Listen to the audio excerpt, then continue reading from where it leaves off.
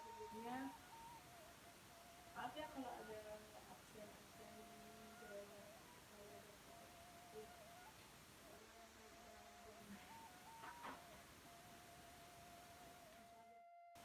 Hiji maksa sakadang puyuh kacida seungeunana sabab anakna sadua-dua anu kagiling teu aya dina sayangna.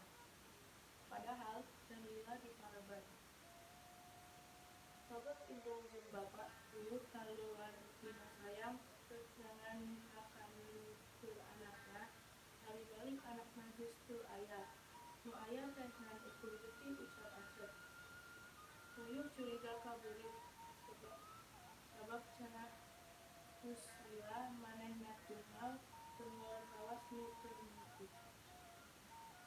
Malah puyuh meunang bejati cenah ler ku karabohong. Cenah anu enyap ngan beurit kaluar dina sayang puyuh bari sanggup ku getih.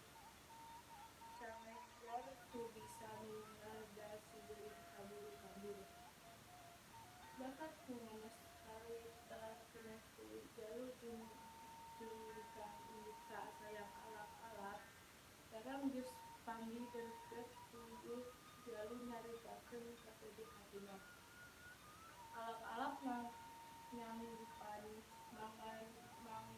mangarepkeun kasedih puyuh. Cenah si beurit rek dijeureuweut. Ti harita alap-alap sok nyumput dina tangkal teureuk. Panonna mah teu weuleuh bular kahandap nampoan sugan beurit teak kaluar dina sayangna. Fungsi sakalina alap-alap nyamber si monyong. Nganu disamber rikat nyumput kana sayangna, harapan tunggul. Ti harita nu diincer ka alap-alap teu kaluar deui. Ari beurit sanggeus lumangsa boga dosa ngahakan anak puyuh. Bari dina ngarasa diancam ku alap-alap, dina hiji peuting kabur. Ngan di perjalanan ngarang wahangan, manehna teu bisaeun nyuntas. Keur huleng tuntul di sisi wahangan, naha make ruas sakadang beurit, kawas boga dosa, ceuk Bagong. Rek kamana ieu teh wayah kieu geus aya di dieu, ceuk Bagong deui. Ngadenge omongan Bagong kitu teh beurit balahan-balahan asa kasindiran.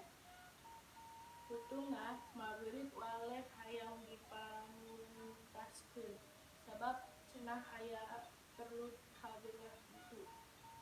Bangkong nyanggupan ngan cenah kudu isuk dimana geus caang, sabab harita mah rod keneh.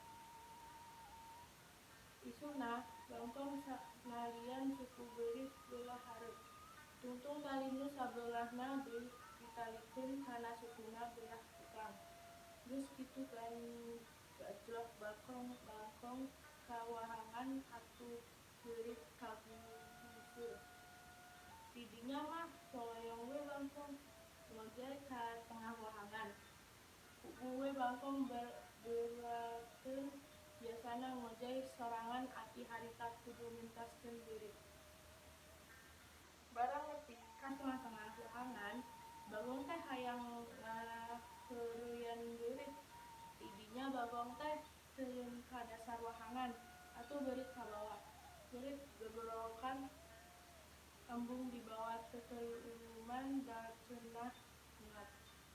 Tapi ku Bagong teu didenge, lep teuleun deui. Kusabab sababaraha kali dibawa teuleun, tutuhna mah beurit nepi ka hateuna teh. Geus kitu mah Bangkong seuri bari ambang-ambangan. Keur kitu teu kanyahoan ti tadina halayang alap-alap nu ngincer beurit ti kamari, sot nyamber beurit nu geus jadi bangke. di bawah hiber ka awang-awang atuh bangkong ge ka bawah rorosan hareun dasara bisa ngapung moka hawe poe harita alap-alap menang kauntungan sanggeus malakukeun beurit nu sakitu lintuhna dibilasna ku bangkong hejo.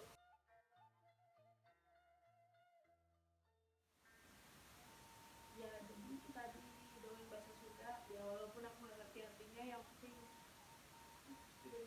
maaf ya kalau lihat teks keluar teks soalnya bener-bener nggak ngerti guys ini maksudnya apa pokoknya aku tahu ini cerita tentang buruh udah itu aja.